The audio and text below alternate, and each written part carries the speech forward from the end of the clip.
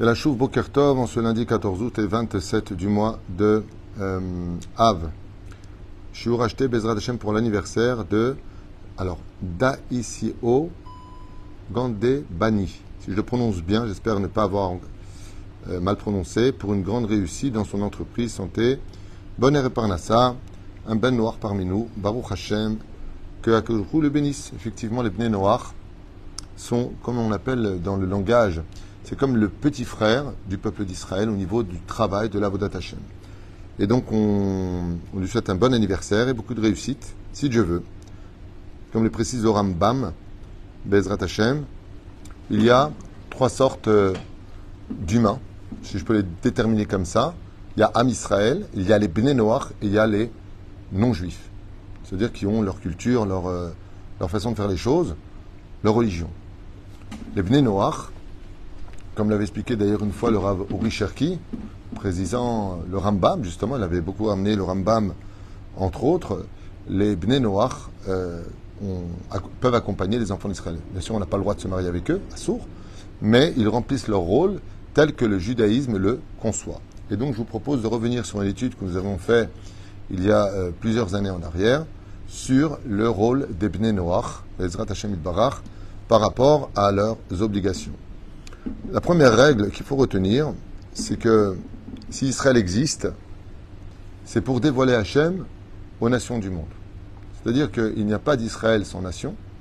Et de l'autre côté, le monde a été créé pour qu'on y accomplisse la Torah et les mitzvot. Comme le dit le Baal HaTurim dans son premier commentaire. Pourquoi Dieu a créé le ciel et la terre? Parce qu'Israël a pris le challenge, a accepté le challenge, d'y accomplir la Torah et les mitzvot. Mais est-ce que ça veut dire qu'on est meilleur que les autres? Non. Nous avons été choisis pour un rôle spécifique, accomplir les 613 mitzvot de la Torah après la faute pour en réparer ses circonstances et atténuants et ses résultats. Donc, on est venu réparer comme des ouvrières le feraient dans la comment ça s'appelle ça, la fourmilière, de ramasser le plus de Torah mitzvot masim tovim. Non seulement on répare la faute originelle, mais de plus on acquiert un mérite. Les nations du monde, eux aussi, peuvent tout à fait se joindre à ce travail de travailler Hachem. Comment est-ce qu'ils le font, eux? Par rapport au biais d'Israël. Je m'explique clairement. Israël a pour but de travailler Hachem. Les nations du monde, donc les bnei noirs, entre autres, ont pour but de travailler Hachem à travers les enfants d'Israël. Chez Nehemar, comme le dit Yitzhak, il y a Avducha Amim, veishtachavu lecha leumim, eve gevir leachecha, umishtachav lecha bnei imecha. Les nations du monde t'aideront. Donc c'est un peu le rôle de Zevulun et de Issachar. Les nations du monde t'aideront à t'accomplir, les nations du monde, pour que nous on puisse étudier la Torah et transmettre la connaissance de Dieu sur terre aux nations du monde. Ça veut dire que dans l'origine, Israël a pour but de faire connaître Dieu aux nations du monde. C'est pour cela que notre rôle est à double tranchant. Quand on fait ce qu'il faut, alors les nations du monde n'ont pas de raison de nous faire du mal, à part Amalek. Quand on ne fait pas ce qu'il faut, alors les nations du monde, à quoi vous servez? Puisque nous sommes quelque part les éclaireurs qui devons montrer le chemin à l'existence même de ce que Dieu veut refléter à travers le peuple d'Israël. Si vous avez compris ça, vous avez compris déjà beaucoup de choses. Ce qui fait que les nations et Israël, les nations qui sont au Shomer Bnei Noach, c'est-à-dire les 7 mitzvot de Noach, ils n'ont que 7 mitzvot à réparer, qui est leur travail à eux, et nous on en a 613 plus 7. On en a 620 en tout. 613 de la Torah, 20 des Rabbanan. C'est-à-dire? Donc, qu'est-ce que c'est un non-juif? C'est une personne importante qui a un rôle différent de nous à jouer. C'est Bidou Koto d'avoir. Imaginez qu'on soit sur une barque et il y a une personne qui dirige, c'est qu'on appelle ça le gouvernail, merci heureusement que tu es là, le gouvernail, et puis il y a l'autre qui rame. C'est-à-dire? Nous, on a le rôle, si vous préférez, du gouvernail, la direction à prendre. Les nations du monde, à travers les 7 mitzvot qu'ils ont le rôle du rameur. C'est-à-dire qu'ils doivent faire avancer l'histoire à leur rythme à eux. Qui est le plus important? La réponse est simple. S'il n'y a personne pour dire où est-ce qu'on va, on se perd dans l'océan. On est en train de ramer pour rien. Et de l'autre côté, s'il n'y a pas de rameur, on a beau avoir la bonne direction. Où est-ce qu'on va? Qu'est-ce qui s'est passé? Étant donné que le père des nations occidentale, Esav, Ésaü, si vous préférez en français, a raté son rôle, alors c'est Israël lui-même qui va faire naître de son fils celui qui prendra son rôle jusqu'à la fin des temps. où enfin les nations du monde viendront servir Israël. C'est Zevouloun. Zevouloun va travailler au-delà des mers, d'où l'image que j'ai prise de la barque, pour soutenir Issachar, qui lui va étudier la Torah et faire connaître à Zevouloun la Torah. C'est pour ça que Yaakov lui-même prendra les deux rôles. Ishtam Yoshev Ohalim, un homme qui réside dans les tentes et l'étude de la Torah, mais c'est aussi un homme qui est parti travailler chez Esav, dans l'impureté, dans le monde matériel avec les boucs et les chèvres, dans la maison de Lavan. Et donc, qu'est-ce qu'il fait Yaakov? Il a les deux rôles. Donc, c'est quand même important de comprendre qu'un juif comme un non-juif, ce sont deux nations différentes, Shne Goïm Bebitner, deux nations en ton sein, comme ça le dit Shem Ve'ever, quand Rivka est enceinte et qu'elle va les voir, pourquoi est-ce qu'elle a mal au ventre? Pourquoi est-ce que quand elle passe devant une synagogue, ça bouge? Quand elle passe devant une maison d'idolâtrie, ça bouge? Parce qu'il y a deux notions à l'intérieur. Et ces nations-là que nous sommes, les 70 nations et Israël, représentent le corps et la tête. C'est pour ça que l'aide du mot Israël, c'est Li Roche, qui veut dire j'ai une tête. Nous sommes la tête. Et les nations du monde représentent le corps. Donc on n'oublie jamais que il n'y a pas de nation sans Israël, mais que le rôle d'Israël, c'est de rapporter les nations. C'est pour ça qu'à la fin des temps, comme le dit Isaïe, je vous ramènerai sur la terre d'Israël parce que vous avez raté votre mission, vous les Juifs. C'est terrible de dire une chose pareille. Kichilaltem et shevi bagoim. Waouh! Parce que vous avez fait un chilou lachem de mon nom parmi les goïms. Alors que le but d'Israël, comme dit la Gemara dans Psachim, c'était de rapporter les étincelles et de faire connaître le nom de Dieu là-bas. Et regardez bien tous les tzadikim. Prenons Rabbi Lubavitch. Le Rabbi Lubavitch, vous savez j'ai entendu des histoires incroyables que les non-juifs, tu sais, les motards de la police new-yorkaise, se battaient pour être celui qui allait l'escorter. Ils se battaient. J'ai entendu une histoire à Los Angeles d'un portoricain qui se vantait toute la journée de dire « Moi, j'ai accompagné l'homme saint des Juifs ». C'est-à-dire que quand tu fais la Torah Mitzvot, regardez au Maroc, regardez en Tunisie, qui ose toucher un tombeau d'un tzadik? Qui ose toucher? C'est eux-mêmes les Arabes qui les lavent, c'est eux-mêmes qui les gardent. Au Maroc, quand je suis arrivé là-bas à Fès pour demander un tombeau, 3-4 Arabes sont dit « Viens, ils sont partis, ils s'embrassent la tombe ». Comment c'est possible? On est juifs. On va dire au Maroc, c'est spécial. Non, dans tous les pays, allez en Iran, allez en Irak, n'y allez pas. Et vous verrez, les tombes des tzadikim, elles sont protégées. Pourquoi? Parce que quand le juif accomplit son devoir, alors le non-juif, il sait exactement comment se diriger. Et nous, on fait le contraire. On pense qu'en s'assimilant, en étant comme les non-juifs, s'habiller comme eux, parler comme eux, fréquenter leur lieu à eux, que eux, ils ont le droit de vivre, mais pas nous. On n'a pas le droit de s'habiller comme eux. On n'a pas le droit de parler comme eux. On n'a pas le droit. Am Israël, il est différent. Les Avdil, Ben Israël Amim, on le dit dans l'Avdallah. On doit se différencier des nations du monde. Je me souviens, j'en ai pas un, quand j'étais plus jeune, il y avait, à l'époque, à la Vachalom, le Voum Voum. Il y avait le whisky à gogo, il y avait toutes les boîtes comme ça. Et tout le temps, là-bas, en face de ces deux boîtes de nuit, l'une en face de l'autre, il y avait des bagarres. Avec les valoriciens, les antibois, tout le temps des bagarres. Un jour, j'ai attrapé un mec de Valoris. Je lui ai dit, je peux savoir quelque chose, vous débarquez tout le temps pour vous battre avec nous. Il m'a donné une réponse qui m'a, à l'époque, refroidi, mais je n'avais pas compris. Il m'a dit, parce que vous êtes juif. Je lui ai dit, alors, quel rapport? Il m'a dit, mais les juifs, pourquoi vous venez dans nos boîtes? Pourquoi vous prenez nos femmes? Pourquoi? Et pour moi, je lui ai dit, on fait ce qu'on veut. À l'époque, je n'étais pas religieux, je me suis dit, on fait ce qu'on veut. Enfin, tu ne vas pas nous dire ce qu'on a à faire, vous êtes jaloux parce que nous, on peut se permettre d'avoir des vacances, c'est pas vous, c'est ça le truc. Il m'a dit, non, il était en train de me dire, c'est pas votre rôle. Et à la fin, vous savez ce qui m'a sorti? Sale juif, retourne dans ton pays. Bon, je lui ai mis une droite, j'étais jeune, j'avais 17 ans. Et quand j'ai fait tchouva, je me dis, mais mince. C'est-à-dire quand Akadosh Baruch Hu veut te dire quelque chose, il passe par la bouche des nations du monde. C'est-à-dire que quel message, vous les Juifs qui avez reçu la Torah Sinaï, vous avez à donner aux nations du monde? Qu'est-ce que vous foutez en boîte? Mais qu'est-ce que vous faites là? Qu'est-ce que vous faites sans kippa? Qu'est-ce que vous faites sans études? Arrête, le but de ce monde, c'est de travailler à Hachem. Comment nous on peut le trouver si vous n'y êtes pas? Bon, il y en a 2000 ans en arrêt, lui, il a dit, bon, moi je prends le truc, puisque il n'y a personne en ce moment, je prends le truc et il se fait passer pour Dieu. Et il a eu plein de mecs qui l'ont suivi, 2,5 milliards de suivent jusqu'à maintenant. Bon, lui, il a réussi son coup. Il les a trompés, mais il a réussi.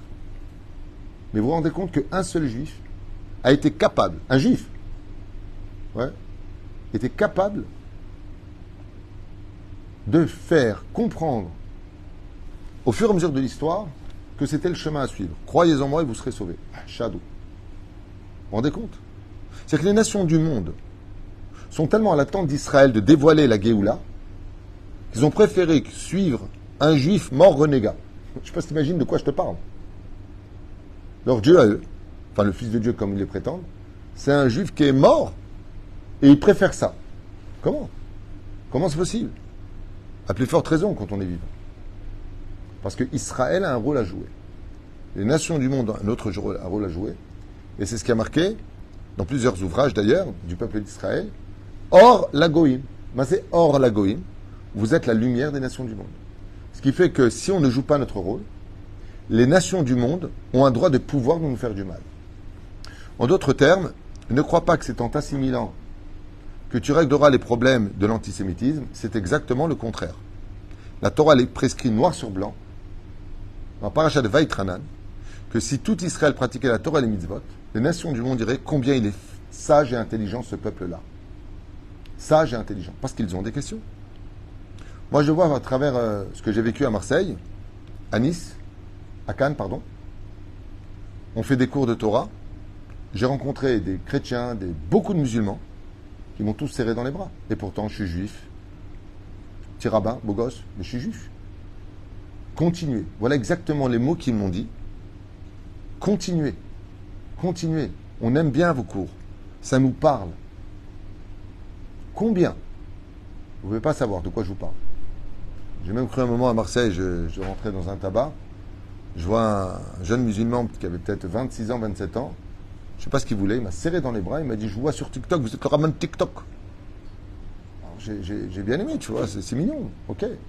Il m'a dit, écoutez, on vous regarde, mais continuez, c'est bien. On apprend plein de choses. Il faudrait peut-être essayer de faire tous ces chouvas, voir ce que ça donne vis-à-vis des nations du monde, au lieu de fuir la Torah pensant qu'il faut se cacher d'être juif. Au contraire, si les goïms cherchent les juifs, c'est parce qu'ils attendent de nous un message.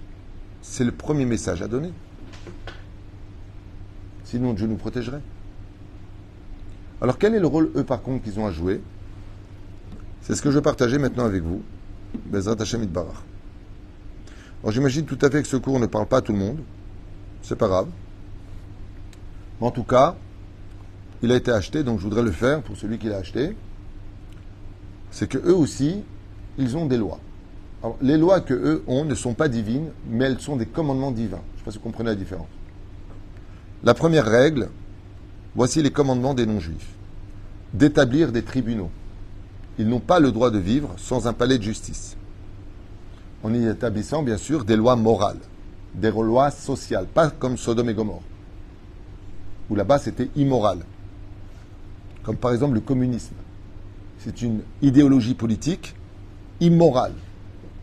En quoi le communiste est-il immoral? Parce qu'il vole l'autre sous prétexte qu'on doit tous avoir la même chose. Ce qui est anti-Torah. C'est immoral. Qu'est-ce que vous avez les habitants de Sodome et Gomorrhe? Tout le monde doit faire la même taille.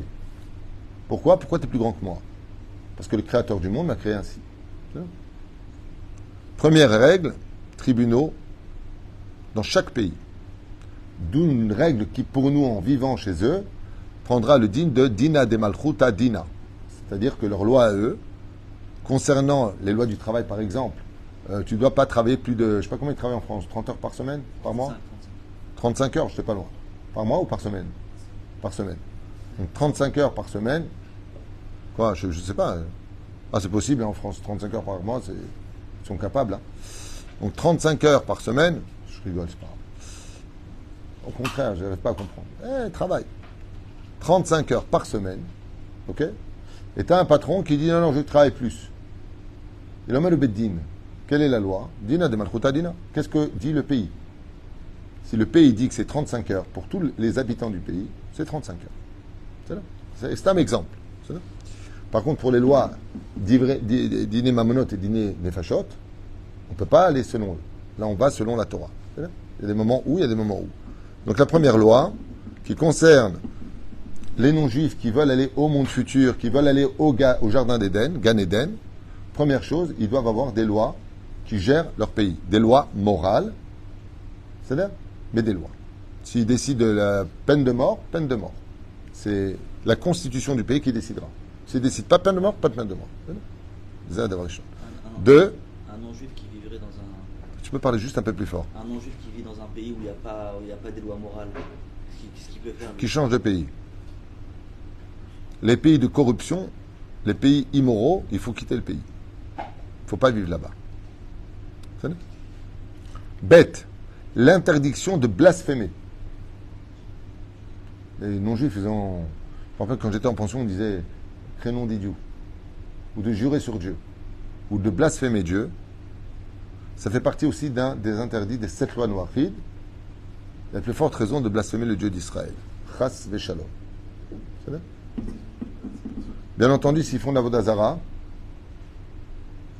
enem chalek l'olam haba. Enem chalek l'olam haba. Donc, l'interdiction, troisième interdit, de l'idolâtrie. Non seulement tu n'as pas le droit de blasphémer, mais l'interdiction d'idolâtrie. Qu'est-ce que cela signifie? Ça signifie qu'un non-juif qui croit en n'importe quel intermédiaire, n'importe lequel, qui place un intermédiaire en face de lui, avant de rencontrer Dieu universel pour lui, c'est automatiquement un idolâtre. C'est là. Donc si je m'adresse à Dieu à travers autre chose que Baruch Ata Hashem, comment on dit? Source de bénédiction et l'éternel notre Dieu. On ne dit pas le Dieu et son prophète Moïse. On ne dit pas ça. Il n'y a pas de ça chez nous. Il n'y a pas d'intermédiaire. Il n'y a que Dieu qui est unique, personne d'autre. Quand on parle à Hachem, on dit Shema Israël Hachem Elokeinu Hachem Echad. Dieu est unique. Eux, ils ont exactement la même chose. Donc, toutes les personnes qui vénèrent toutes sortes de statues, de personnages avant ou avec Dieu, automatiquement, c'est Avodazara, c'est Aklal. Par contre, de dire Eloké Abraham, Eloké, le Dieu d'Abraham, le Dieu de Yitzhak, le Dieu, on parle de Dieu lui-même. Donc, c'est la troisième règle. Toutes les personnes qui font de l'idolâtrie, donc vous imaginez les Chinois, les Hindous et ainsi de suite, et même la religion chrétienne selon le judaïsme, Yesh Laim Din Shel idolâtrie, d'Avodazara. L'interdiction d'union illicite. Donc les interdits, les incestes aussi sont interdits chez eux. Toutes les unions illicites, comment on traduit en français illicite? Interdit. Aussi c'est interdit. Le fils avec sa mère, les sœurs, les machins. La débauche est interdite aussi chez eux. Proscrite. Ensuite, l'interdiction formelle de voler. Les non-juifs aussi sont astreints à cette loi terrible du vol.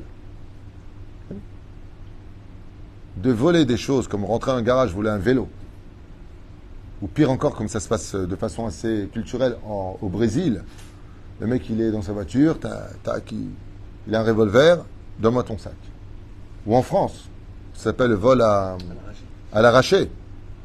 T'as les gens qui sont dans leur voiture, un mec ouvre la porte, qui prend le sac, ou pire encore, de casser ou de brûler des voitures. Si tu veux le faire, tu le fais au nom du voyou, de ta médiocrité. Mais ne fais jamais ça au nom de Dieu, parce que Dieu jamais il t'aurait permis ça. Jamais. Dieu déteste les gens qui se font du mal les uns aux autres. Donc tu ne peux pas dire au nom de Dieu, je fais ça. En d'avoir casé. Les lois, en tout cas, je parle en tant que rabbin par rapport à ce que nous dit la Torah. Après, chacun fait ce qu'il veut.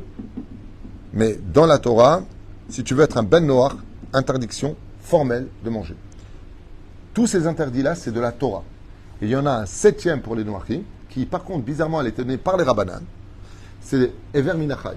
Ils n'ont pas le droit de manger d'un animal vivant. Ever Minachai, c'est le 7e des commandements qui est interdit. C'est-à-dire, je ne peux pas manger d'un animal tant qu'il est vivant. Ils ont le devoir de le tuer. Donc, ils n'ont pas la shrita comme nous. Ils peuvent le tuer d'une balle dans la tête, l'électricité, comme ils veulent. Ils peuvent l'égorger s'ils veulent, comme ils font halal par exemple. Mais ils n'ont pas le droit de le consommer tant qu'il est vivant. Moi, je me suis toujours posé la question pour l'huître. Selon la Torah, tu ne peux pas les manger, même pour les non-juifs. Pourquoi? Parce que l'animal est vivant. Quand je mets un peu de... Comment ça s'appelle? Les Japonais, les Chinois, ils mangent des poulpes vivants. Strictement interdit. D'abord, c'est dégueulasse. Je ne sais pas comment ils font. Voilà. Et il y a beaucoup de pays comme ça où vous pouvez mettre la cruauté, elle est impressionnante. Un chien vivant, ils le mettent dans une marmite d'eau bouillante, comme ça. Echefcha. Comment tu peux faire une chose pareille, un animal? À plus forte raison, un humain. Ce sont les 7 lois. Si la liste que vous venez entendre, il y en a même qui disent qu'ils doivent remercier Dieu pour chaque chose, le créateur du monde, mais s'ils respectent les 7 lois que je viens de dire, ils ont le jardin d'Éden et ils ont aussi leur part au monde futur. Quelle différence entre nous et eux? Nous, c'est Me'al Kanfei Shrina, eux, c'est Mitachat Kanfei Shrina. C'est pas le même jardin d'Éden, c'est pas le même Olam Haba, mais c'est d'un salaire incommensurable. Chez Nehemar, Kol Israël Yesh Lahem Halek l'Olam Haba, tout Israël a part au monde futur. Le mot tout est facultatif apparemment. Israël a part au monde futur. Pourquoi tout? Tout, nos sages nous disent, tout, Bal et Rabot Hasidei Umot Haolam, tout, ce sont tous les non-juifs qui accompagnent le vrai Avodat Hashem qu'ils ont, non pas au nom de JC, non pas au nom de Bouddha, non pas au nom de toutes les autres religions, mais tout simplement d'adhérer au Dieu unique, et ça s'appelle les Bnei Noach. Un non-juif n'a pas le droit de pratiquer la Torah et les mitzvot dans l'absolu, d'être Shomer Shabbat, par exemple, Chayav Mita, n'aurait pas le droit. Mais un Ben Noach, selon le Rav Oshirki et d'autres rabbanim très aiguisés en études, ils disent que même s'il le voulait, il pourrait même être tefilin s'il le voulait. Mais ça pourrait prêter à confusion. Mais un Ben Noach a tout à fait sa place à côté d'Israël. C'est pour ça que beaucoup de grands tzadikim se sont occupés des Bnei Noach. Entre autres le Rabbi Moshe Ederi. S'occupait beaucoup des Bnei Noach. Énormément de non-juifs qui venaient le voir. Il appelait, tu sais comment il appelait les Bnei Noach, mon Rav? Il appelait le patriarche. L'homme de Dieu, l'homme saint. Comme ça il l'appelait. Et ça, c'est le rôle d'Israël. Et chaque juif, hormis le fait d'être obligé de pratiquer la Torah et les mitzvot, hormis le fait d'être un message universel pour les nations du monde, aura aussi un compte à rendre sur l'amah et l'altat shmi bagoim. L'une des plus graves fautes qui a été commise dans notre génération, ce sont malheureusement tous ces petits feuilles gentils qui ont un bon cœur, tout ce que tu veux, hein, mais qui ont volé et fait un chilul Hashem, profanation du nom divin, chez les non-juifs. Comme au château des Ranchers là-bas à Paris, où la personne, le commissaire, je sais pas comment, le commissaire au compte, je sais pas comment on appelle ça, il s'est fait un plaisir d'accrocher des kippotes et des chapeaux dans son bureau pour dire regardez. Et ça, c'est le plus grand chilul Hashem qui soit. En yoter garoua misé. Am Israël, il a pour notion d'être Yachar El. Et si on avait ce message universel à donner, vous verrez combien, quand le Messie viendra, le Mashiach viendra, toutes les nations du monde courront.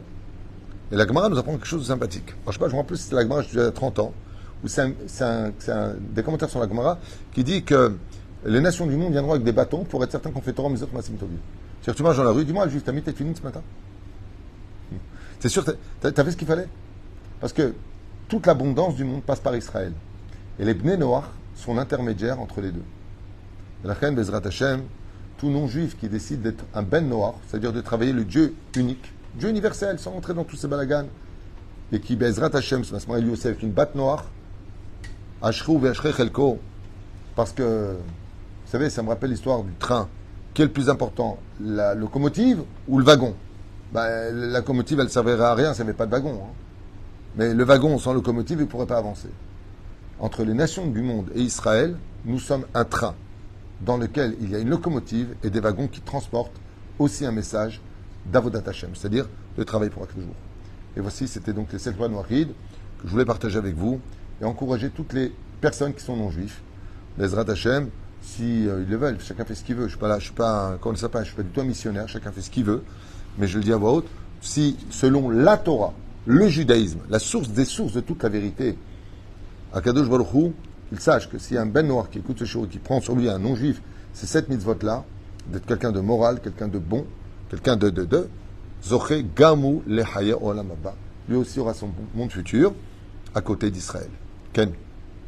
Il doit prier, il doit prier, il n'est pas obligé de prier. C'est marqué ici, il ne doit pas profaner le nom de Dieu, mais Inematov ou Manaïm, au contraire, de prier à Kadosh Baruch Hu, de remercier Hachem, toutes ces choses-là sont des choses positives, nécessaires, et pourquoi pas. Moi, je conseille beaucoup aux non-juifs qui m'appellent, j'en ai beaucoup, tu le sais, de faire Itbo des doutes, c'est-à-dire de parler avec Hachem. Combien de femmes non-juives m'ont appelé, combien de Soudanais, du Congo, de partout ça m'appelle.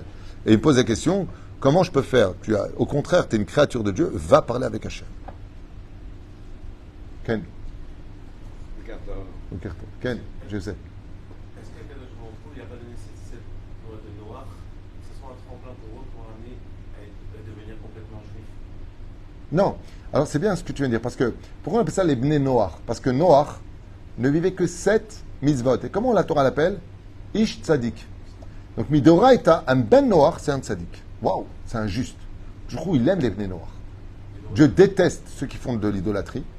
Mais un ben noir, Dieu l'appelle comment? Ish tzadik. Donc, oui, ça a une signification. Un non-juif qui est ben noir et qui s'accomplit en tant que tel, et un juif qui est pratiquant, sont chacun au summum de leur rôle à jouer. C'est là. Mais ça ne veut pas dire qu'on a le droit de se toucher, ça ne veut pas dire qu'on a le droit de se marier ensemble. Chaz v'shalom. Eux, ils se marient entre bnei noirs et un juif, il doit épouser un juif. Uniquement. Et encore dans ces conditions-là, après, il y a les embrouilles. Un Tunisien avec une Marocaine. Waouh, ça, c'est une blague. Et je veux dire par là qu'après, même chez nous, un Cohen ne peut pas épouser une divorcée, il ne peut pas épouser une fille dont le père n'est pas juif. Après, il y a plusieurs règles qui nous concernent. Un homme qui a divorcé de sa femme, qui s'est marié avec un autre homme, elle ne peut pas réépouser son premier mari, puisqu'elle a déjà été mariée avec un deuxième mari. Donc après, il y a les interdits intérieurs de notre peuple, mais les bnei noirs doivent se marier entre bnei noirs, et c'est mieux pour eux. Sinon, dans l'éducation, il y a encore une balance qui va se créer entre eux et un choix à faire. En tout cas, c'est ce que je voulais partager avec vous pour les bnei noirs, pour tous les non-juifs, et espérons que Bezrat Hashem, il y a une grande Géoula Ken. Et les tzaddik ou Mataolam, c'est les tzaddikim ou Mataolam Oui. qui ont sauvé les juifs dans la Shoah. C'est aussi des noirs ou c'est des goyim? Alors, c'est pas tout à fait des bnei noirs qui ont sauvé des juifs. Il y a eu des chrétiens aussi, certains.